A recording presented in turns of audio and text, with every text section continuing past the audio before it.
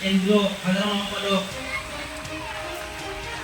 ভূপেন সার ডাঙরিয়া, মঞ্চর উপবিষ্ট সম্মানীয় বঙাইগাঁও জেলার পরিষদর সভানেত্রী বিহুলা সিংহ ডাঙরিয়ানী, কেন্দ্রীয় প্রতিনিধি মাননীয় উমেশ ঠাকুরিয়া ডাঙরিয়া আৰু কাৰ্যনিৰ্বাহক সদস্য আমাৰ আমজেদ আলী ডাঙৰীয়া আৰু অৱগতৰ বিভিন্ন পদবী থকা বিষয়ববীয়াসকল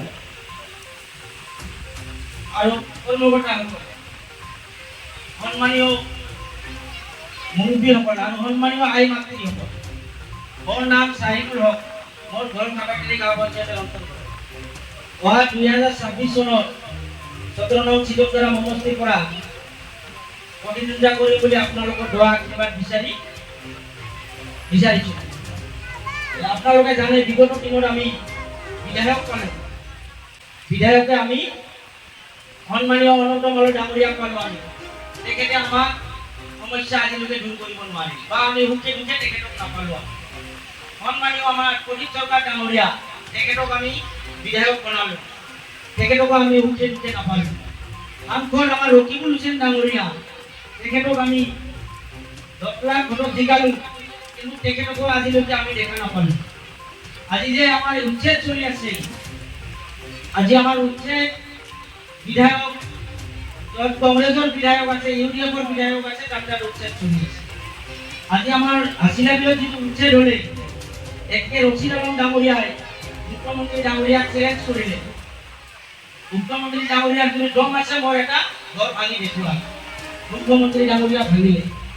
আজি আমাৰ জিলা চুকাত উচ্ছেদ হ'লে, সাংসদ ৰকিবুল হুছেইন ডাঙৰীয়াই উচ্ছেদৰ দুদিন পিছত সি উপস্থিত হ'লে, হোৱাৰ পিছত তেখেতক ৰাইজে সাৱটি ধৰি ক'লে যে আমাক কিবা এটা কৰক।